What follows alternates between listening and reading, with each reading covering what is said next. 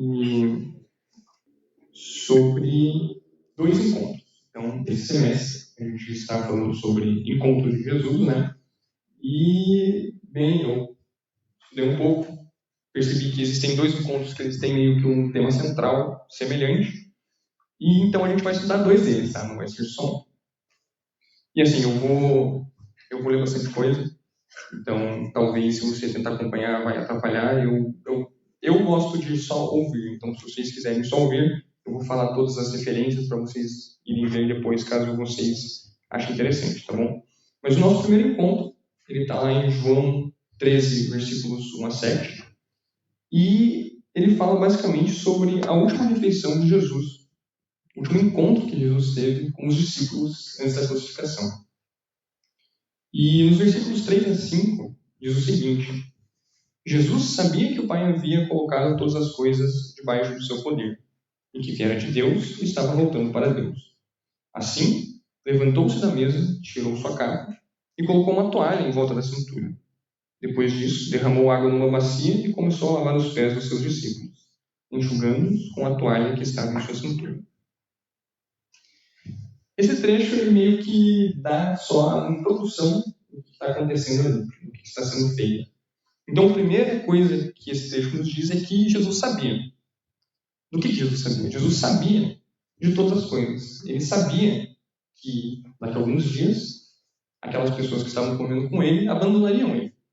E um deles, inclusive, trairia ele.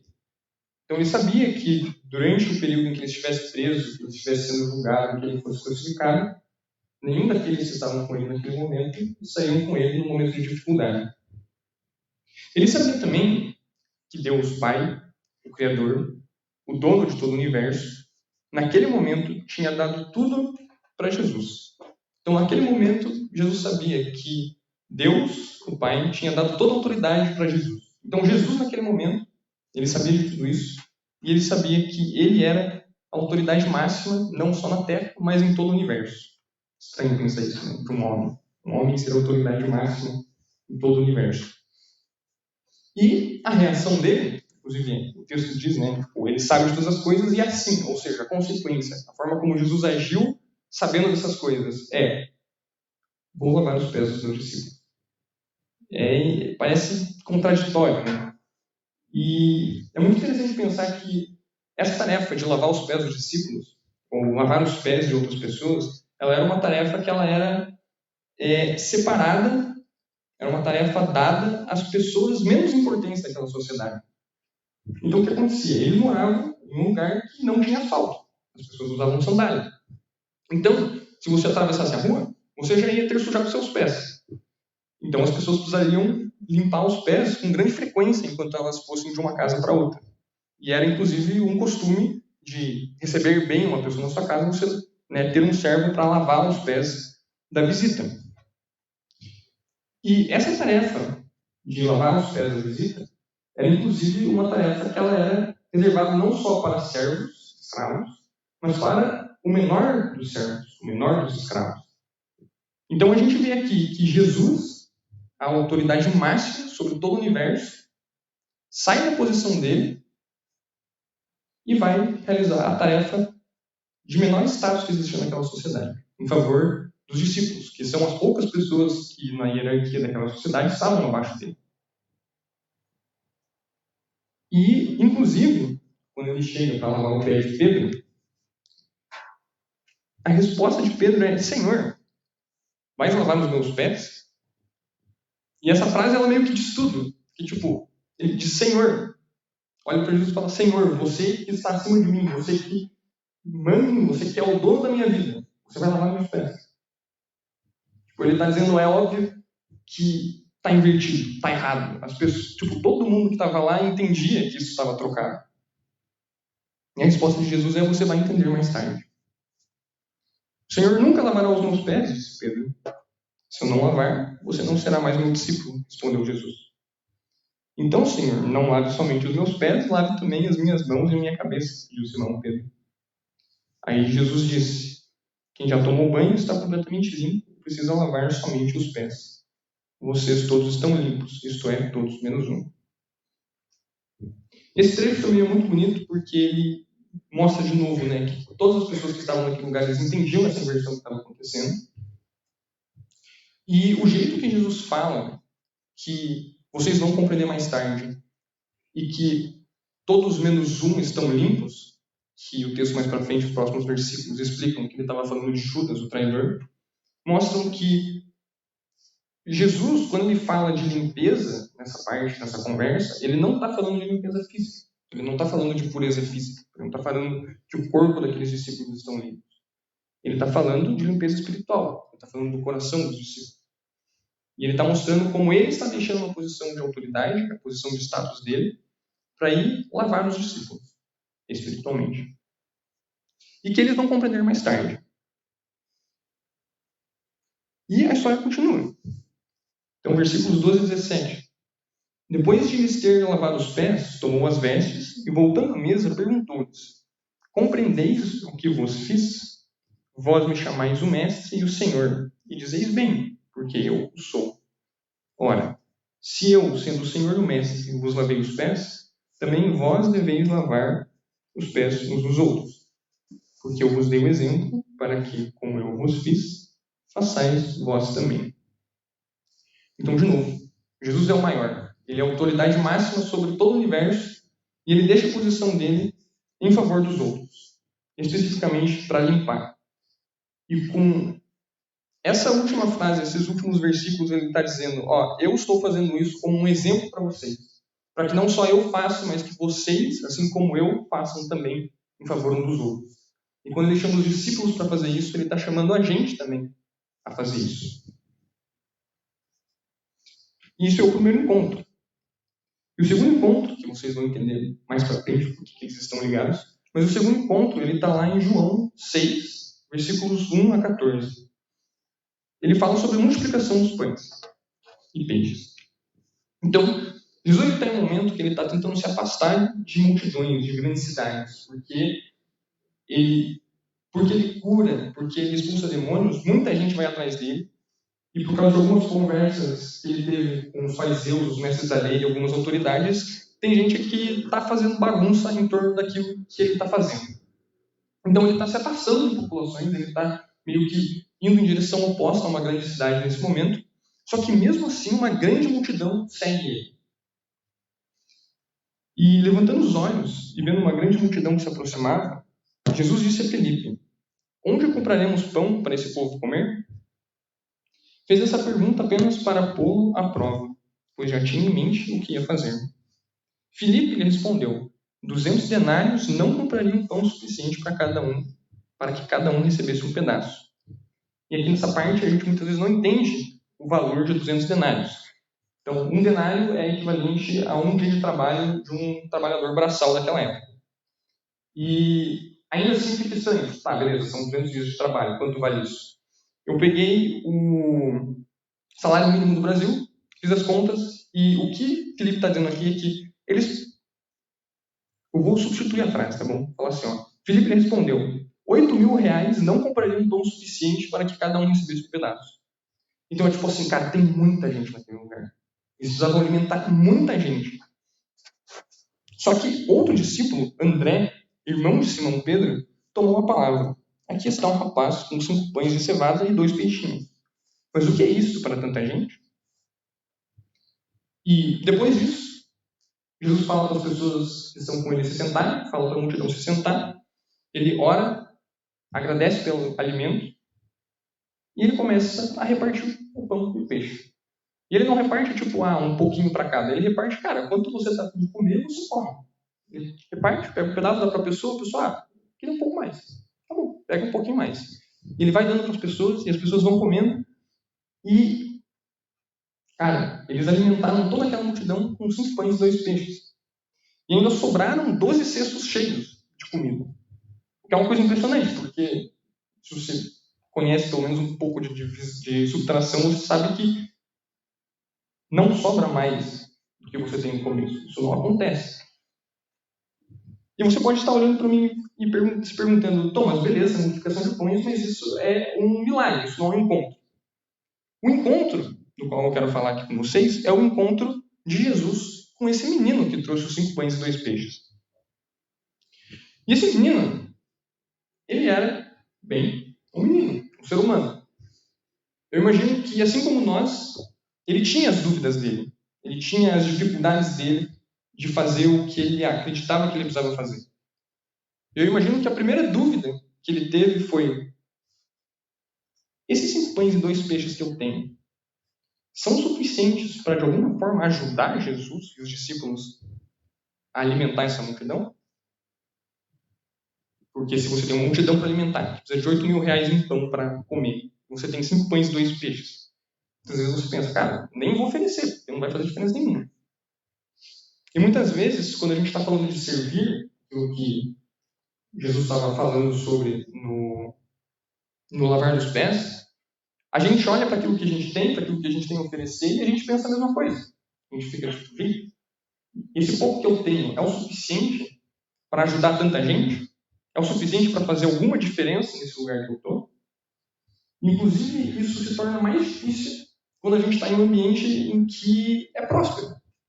Então, esse menino, ele estava olhando para Jesus, uma pessoa que provavelmente não entendia que era Deus.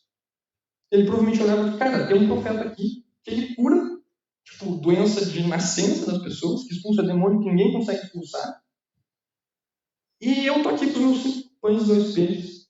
E eu estou pensando em oferecer eles para ajudar o tal do profeta que cura e que expulsa demônios. Tipo, não parece que vai fazer alguma diferença.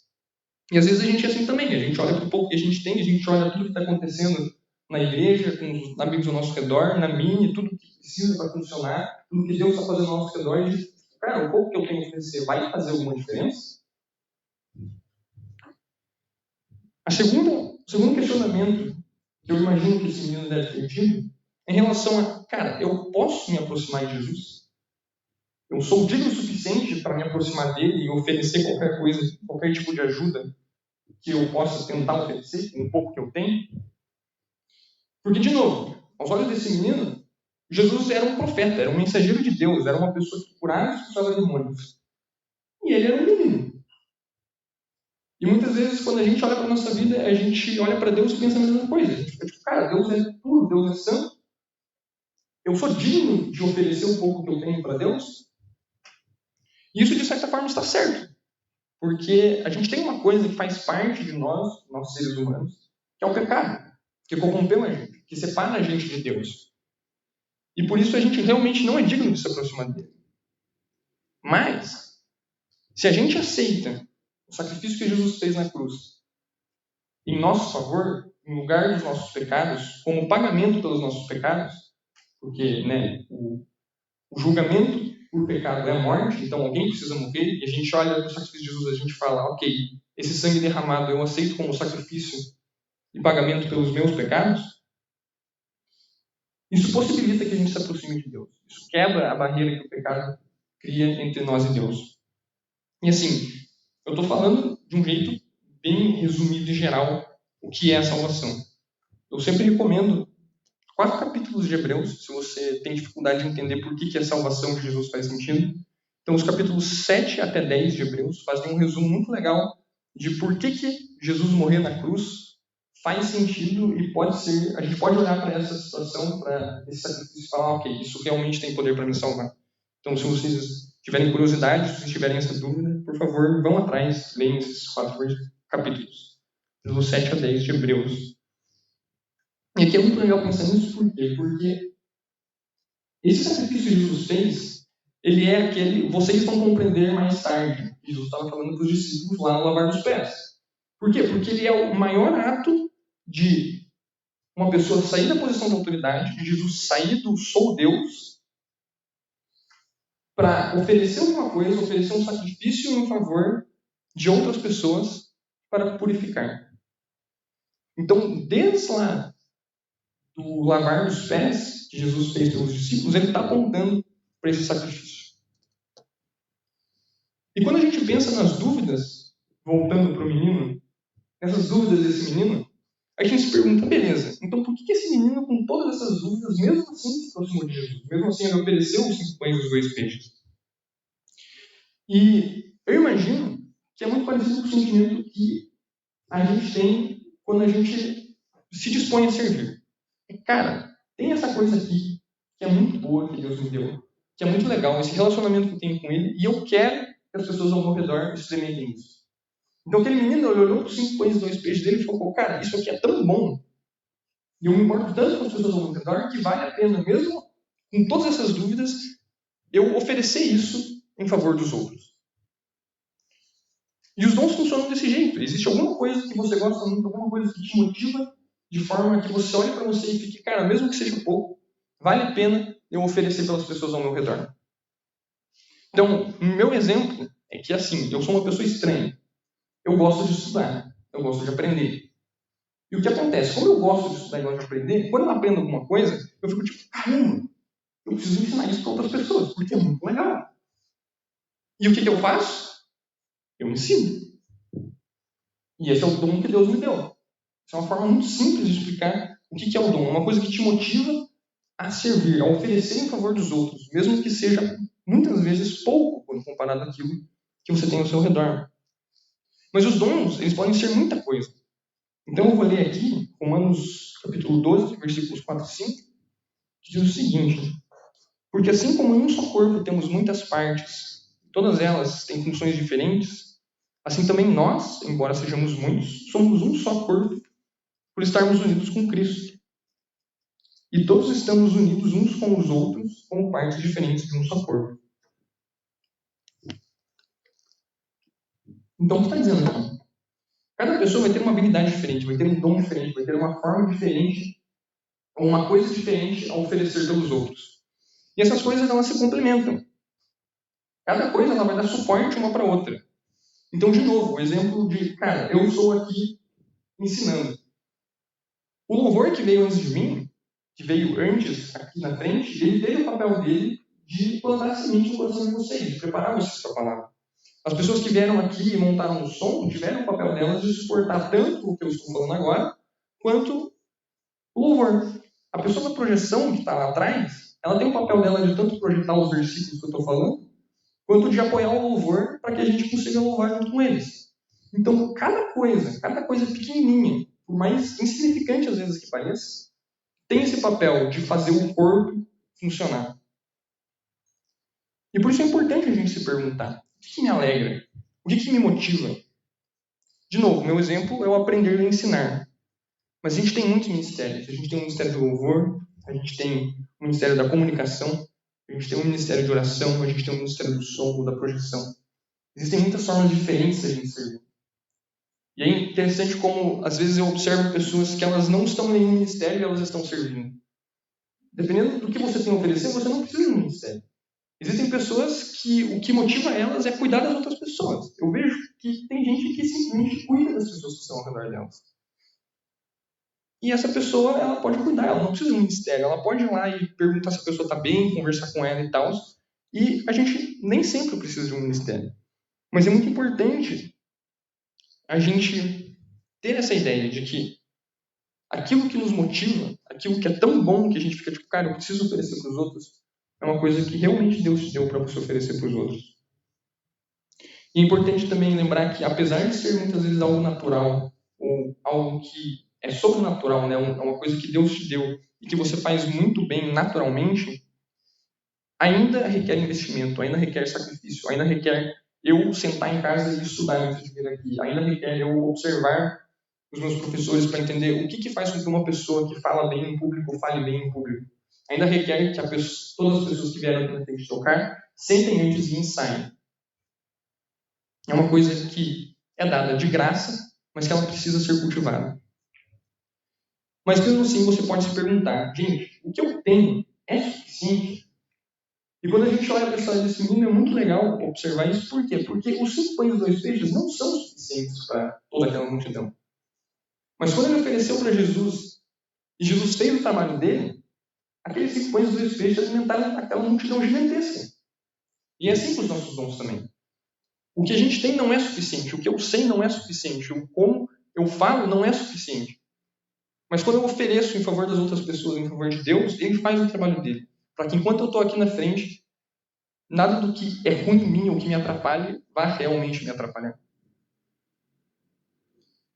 E qual que é a recompensa? O que é a parte boa de servir? Por que eu vim aqui falar isso para vocês? Porque é uma coisa que eu aprendi, que eu gostei muito, achei interessante, e estou vindo aqui falar para vocês, certo? Lá em Tiago, capítulo 2, versículos 14 a 26, eu não vou ler nada que está escrito lá para vocês, mas é lá que está tudo que eu vou falar agora. Então, se vocês quiserem ver depois. Ele fala um pouco sobre a oposição entre fé e obras. E ele está falando de fé em questão de crer, mas a obras aqui não é obedecer. O obras aqui não é seguir os 10 mandamentos, não é não mentir, não é não roubar. O obras aqui, pelos exemplos que ele dá, a gente percebe que ele está falando de servir, de oferecer o que a gente tem em favor das pessoas ao nosso redor, de fazer um sacrifício em favor dos outros. E ele diz, Tiago, que do que adianta uma fé sem obras? O que é uma fé que não gera em você um movimento em favor das outras pessoas? É inútil. E, de novo, é importante a gente lembrar que o que salva a gente é a nossa fé no sacrifício de Jesus Cristo. Então, a falta de obras ela não vai retirar a sua salvação. Mas a falta de obras ela pode ser um sintoma de que a sua fé ela está morta. Ela não é uma fé que você realmente acredita naquilo. E se você serve, se você oferece, se você sacrifica em favor dos outros, tem uma coisa muito interessante que, de novo, foi explicado nessa parte de Tiago, que é a nossa fé, ela move a gente a agir. E assim, as nossas obras, elas são aperfeiçoadas pela fé. A gente é capaz de sair do nosso lugar em favor das pessoas ao nosso redor porque a gente crê. E quando a gente faz isso, a gente vê a obra de Deus de uma forma incrível. A gente vê Ele fazendo coisas que a gente fica tipo, cara, nunca pensei que eu viveria para ver isso, sabe? Pensei que isso era coisa de tipo, Bíblia, de 2000 anos atrás. E a gente vê. E o que isso faz? Isso fortalece a nossa fé. Então, a fé e as obras, a fé e o servir, elas têm uma química muito boa de que a fé, ela aperfeiçoa as obras, e as obras aperfeiçoam a fé. Então, de novo, a falta de obras, a falta de servir, ela não te tira a salvação. Ela pode ser um indício de que a sua fé está morta, e você não servir permite que, sem você perceber, devagarzinho, a fé que você tem morra. E agora que eu espero que eu já tenha convencido a maioria de vocês de que é muito importante a gente servir, que é muito legal a gente servir, é importante eu também falar para aquelas pessoas que já servem.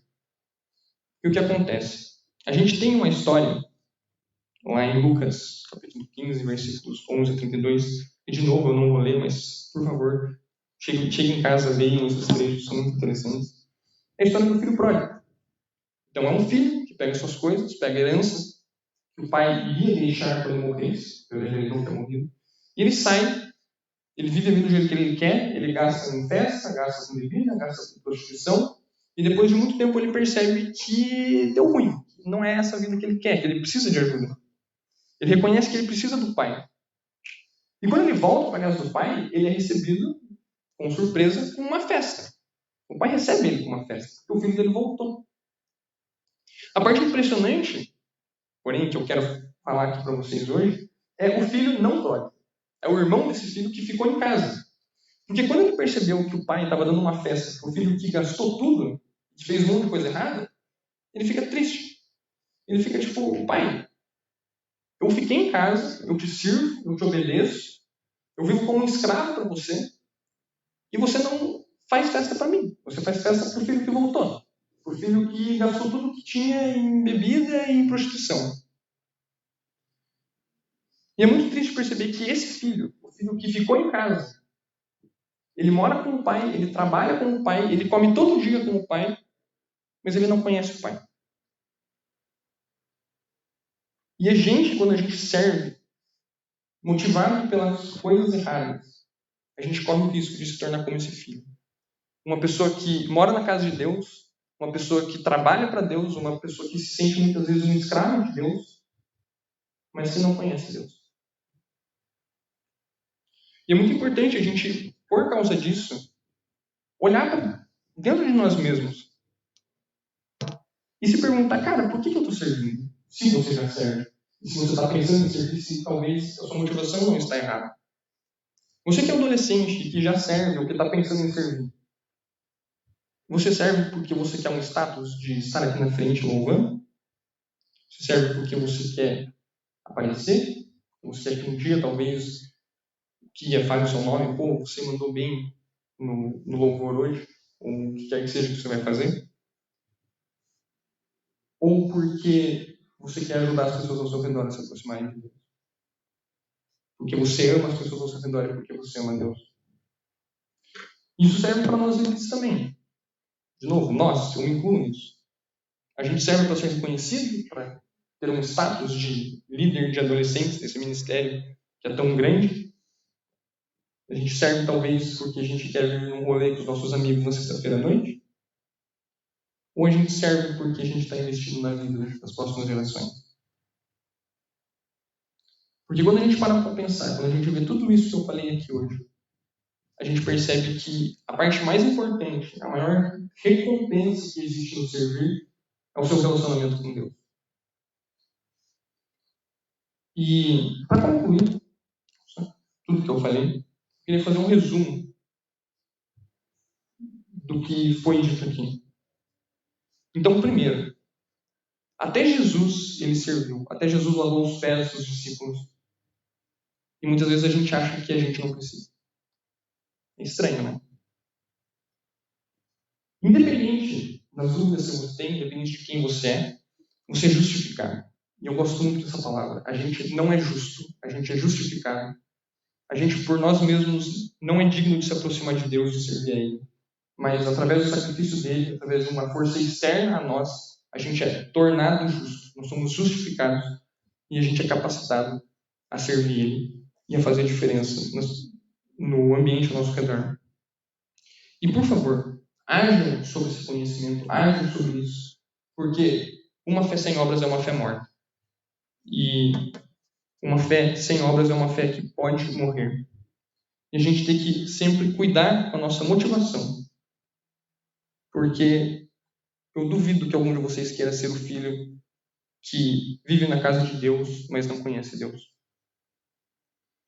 Sirva para limpar os outros, como Jesus fez no lavar dos pés. O objetivo é purificar as pessoas ao nosso redor, mesmo que seja através de uma coisa simples, como a projeção no som, que quando você olha pela, superficialmente, você fica cara, como que isso vai ajudar a limpar as pessoas ao meu redor?